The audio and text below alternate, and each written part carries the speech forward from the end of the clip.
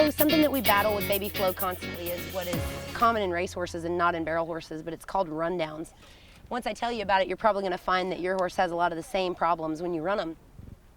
She runs and drops her pasterns when she reaches out to make that next big stride, and she really slides and drops her inside hock at every barrel. When she does, she rubs the hair off the pastern, most of the time creating a bloody mark on all four legs. So it's really dangerous and obviously not a way that you can run a performance animal back to back to back.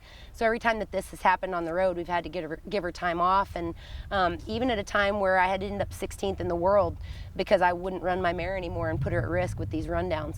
So one measure that we thought that would be a great preventative was cotton, vet wrap, polo wrap, and then a splint boot on top. It took me probably 6 months to figure out that it's not a padding friction problem, it's a boot fitting problem. And if that boot isn't perfect, it's always going to create a problem. So no matter how good a boot you have or how sturdy it feels to you, or you know, the make of that boot, if it isn't fit for what this job is, there's absolutely no point to have a splint boot on your horse.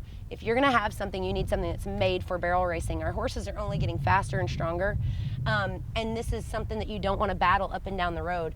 It's something that prevented me from going to about 30 rodeos on this mare, and it's something that may even go overlooked if your horse doesn't have as thin a skin as mine. You may not even know that this is a problem right now.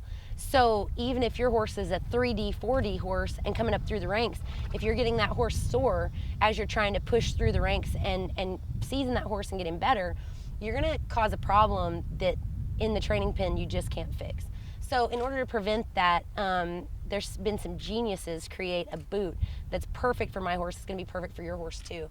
And the straps go on this boot in a way that prevents it from moving around and creating all this friction. And that's the most important thing, because even though we're only in there for 15 to 17 seconds, those seconds matter, and every 10th is ticking away. And if you've got a horse, just think about like a loose sock in your boot is the most irritating thing you could ever have all day long.